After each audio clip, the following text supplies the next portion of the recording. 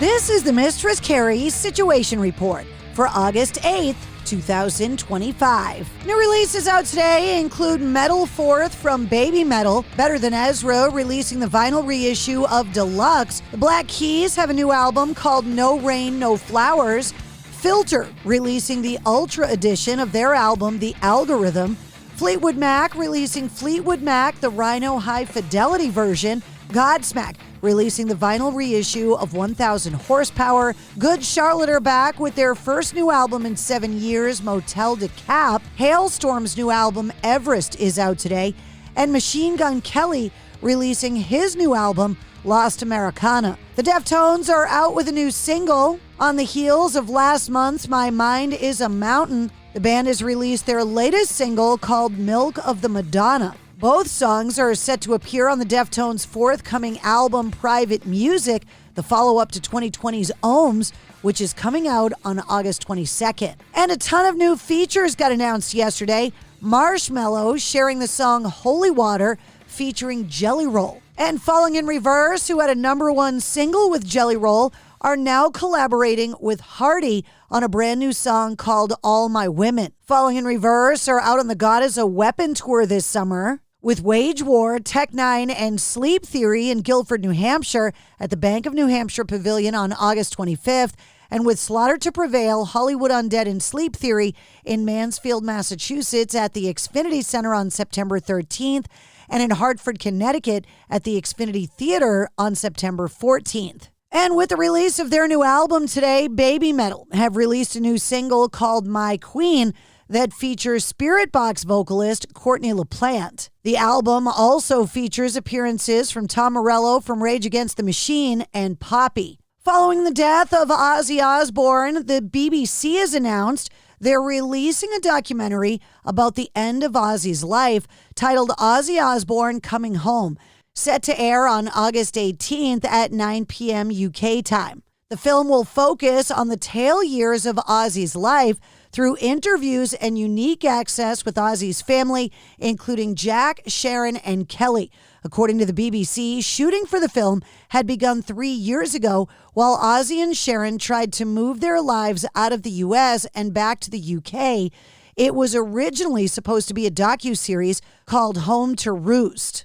The BBC releasing a statement saying, "We are honored to have the opportunity to film Ozzy and his family. The film captures an intimate glimpse into their journey as they prepare to return to the UK. It features family moments, humor, reflection, and shows the enduring spirit that made Ozzy a global icon. We hope it brings comfort and joy to Ozzy's fans and viewers as they remember and celebrate his extraordinary life." Sharon Osbourne has also revealed that Ozzy told her that he was overwhelmed by the outpouring of love at the Black Sabbath farewell show. Ozzy headlined the All-Star Back to the Beginning show at Villa Park in Birmingham on July 5th. The singer passed away just 3 weeks later on July 22nd. Just days before he died, his wife Sharon Osbourne revealed that Ozzy shared with her how much the event meant to him, saying, quote, "He turned around and said to me that night, I had no idea so many people liked me. Ozzy's always been in his own bubble," she said. She added, for Ozzy to play with Bill Ward again, he was very, very emotional about that. It was a huge success because it was a phenomenal event. It was the first time I think that anybody's gone into retirement and done it where the show is streamed and it goes to charity. So it's the first time anybody has said goodnight like that, and it's the perfect way when you've had such a long career to end it. A biopic about Ozzy and Sharon's lives is also in the works at Sony Pictures, with negotiations with a director ongoing. The project was first announced back in 2021. And Ozzy's birth certificate lists the cause of death as heart attack while mentioning that he was suffering from coronary heart disease and Parkinson's. It also listed his occupation as, quote, songwriter, performer, and rock legend. And Ozzy's favorite band, the Beatles, will be celebrated by the New York Mets to commemorate the 60th anniversary of the Beatles' legendary 1965 Shea Stadium concert on August 15th. The Mets are set to host the Seattle Mariners at 6:15 on that night. Approximately an hour before the game begins, a performance by the band 1964, The tribute will take place in front of Shea Bridge, a pedestrian walkway in the outfield section of the stadium. Also, the first 15,000 fans who enter the stadium will receive an exclusive Shea Stadium replica.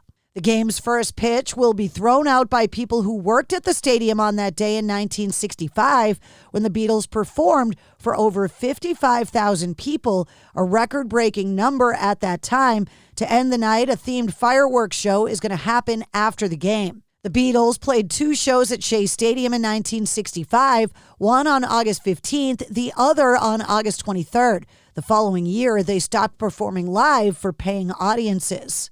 Clocking in at a whopping 77 total songs, the soundtrack from the upcoming 2026 edition of the annual Madden video game franchise from EA Sports has been unveiled. Madden NFL 26 is coming out on August 14th, featuring 311, the Beastie Boys, Bush, Dorothy, Electric Callboy, the Foo Fighters, Judas Priest, Korn, Limp Bizkit, Linkin Park, Mammoth, MC5, Megadeth, Rage Against the Machine, Shinedown, The Warning, Wolfmother, Metallica, the Red Hot Chili Peppers, the White Stripes, and more. And that's your sit rep. For more details on all of the stories, check the links in the show notes of this episode.